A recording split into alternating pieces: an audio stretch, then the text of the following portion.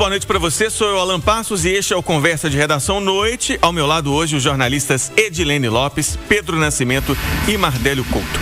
O ministro do Supremo, Alexandre de Moraes, anulou a votação da Câmara dos Deputados, que rejeitou a cassação da deputada Carla Zambelli, do PL de São Paulo.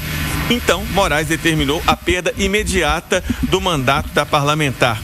Edilene, eu vou abrir aspas aqui para um trecho da decisão do ministro.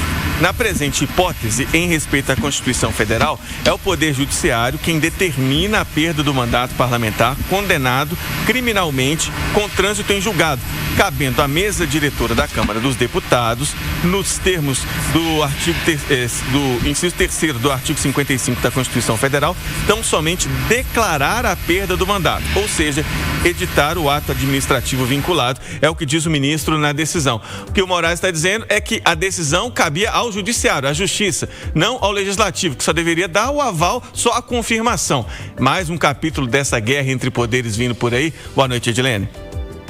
Boa noite, Alain. Boa noite aos amigos debatedores. Boa noite aos nossos ouvintes. Sim, mas já era previsível que essa decisão fosse colocada para o plenário da Câmara, porque há um entendimento, principalmente dos líderes, nesse caso os líderes da oposição, de que o processo deve passar por outros parlamentares, ou seja, deve ser colocado em plenário. Então, Hugo Mota vinha sofrendo uma pressão da base do ex-presidente Jair Bolsonaro para salvar mais esta parlamentar. E o mesmo deve se repetir em outras ocasiões também, como é o caso do deputado Ramagem. O processo dele, a previsão, e eu conversei com as lideranças da oposição, é de que ele também tem a sua situação colocada para o plenário da Casa. O Supremo Tribunal Federal não entende assim e cassou essa decisão. É só mais um capítulo dessa briga entre o Supremo Tribunal Federal e a Câmara dos Deputados, mas nós vamos lembrar, quer gostem, quer não, o Supremo Tribunal Federal é o guardador, é aquele que protege a Constituição. A função maestra do Supremo Tribunal Federal é essa. Então, a princípio, seria a última palavra, o que não significa que os parlamentares não vão brigar, porque nós temos aí o caso da Carla Zambelli, mas também temos o caso do deputado Glauber.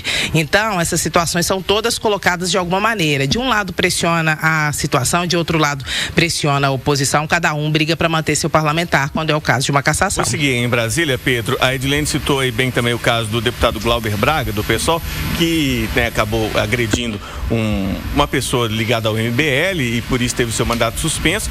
São situações, na visão até aqui, pelo que está indicando, do Supremo, diferentes, porque um é uma condenada, trânsito em julgado, o outro um ato ali dentro da Câmara que tomou uma punição administrativa dos próprios deputados.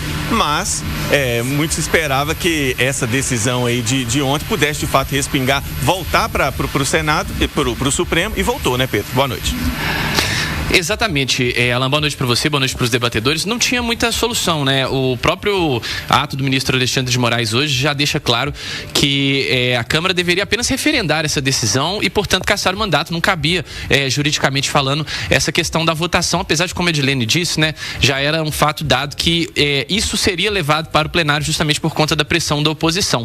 Então, o ministro Alexandre de Moraes, inclusive, chegou a ser provocado pelo líder do PT na Câmara, né, o deputado Lindbergh Farias, que acionou a PGR para poder, enfim, cassar essa decisão da Câmara dos Deputados, mas fato é que sempre há esse movimento, né, de proteção dos deputados que têm mandato cassado. São raros os momentos ali que a gente vê algum deputado que perde o mandato de fato quando isso é levado para plenário. Por quê? Há primeiro aquele sentimento ali de proteção, né, dos colegas, há uma articulação ali dos partidos para que esse mandato não seja cassado, e há também uma própria articulação ali de dar uma resposta ao Supremo Tribunal Federal a esse sentimento de revanchismo sempre que há uma decisão contrária do STF e há um movimento no outro sentido que parte do Legislativo. Então, é mais um capítulo dessa decisão aí de contrariar, né, principalmente ordens do ministro Alexandre de Moraes, mas no caso da Zambelli não tinha muito o que fazer, justamente por já ter o trânsito em julgado, já ter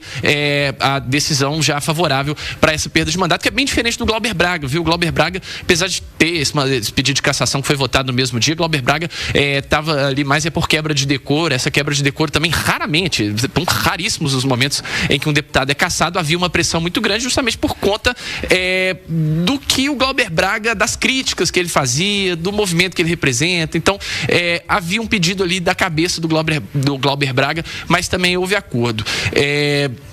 que a gente pode dizer é que é o seguinte, é a Câmara abrindo mais um flanco aí dessa disputa aberta com o Supremo Tribunal Federal, mas nessa aí quem teve a última palavra foi o ministro Alexandre de Moraes. Ô Mardélio, o líder do PL na Câmara dos Deputados, Sóstenes Cavalcante, já disse que o Moraes é ditador, que está mandando nos 3 poderes, e o ministro, na decisão, deu 48 horas para que o presidente da Câmara, Hugo Mota, nomeie um suplente, um substituto para a Carla Zambelli. E agora, hein? Quais os próximos passos? Essa briga aí entre o Supremo e o Congresso. Boa noite, Mardélio.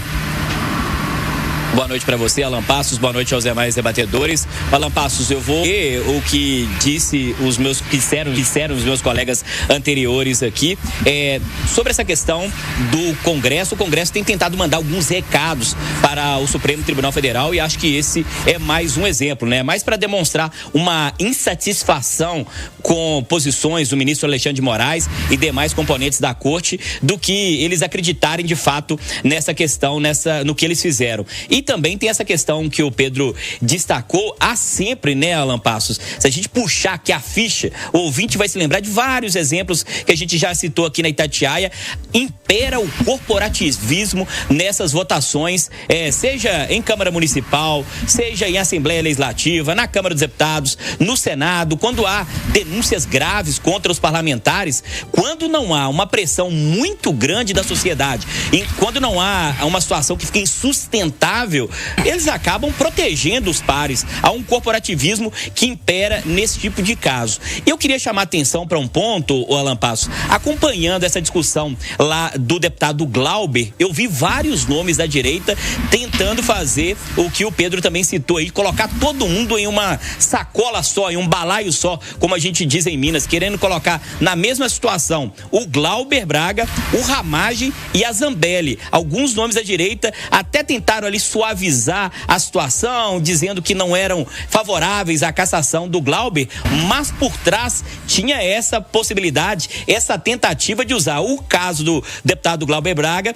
para inocentar, para livrar o Ramagem e também a Zambelli. A gente destaca, são casos bem diferentes. Essa situação de quebra de decoro acontece um dia sim e outro também no Congresso Nacional e também nas casas parlamentares. E o caso da Zambelli, a gente lembra, é um caso grave e sensível no que tange o Supremo Tribunal Federal. Ela foi condenada a 10 anos de prisão por invasão dos sistemas do Conselho Nacional de Justiça. É algo caro para a sociedade, é algo caro para a democracia e, como a colega Edilene Lopes destacou, essa é a missão básica do STF, né? Guardar a Constituição brasileira, guardar a democracia. O STF é um dos pilares da Constituição e também da democracia brasileira, Alan Passos.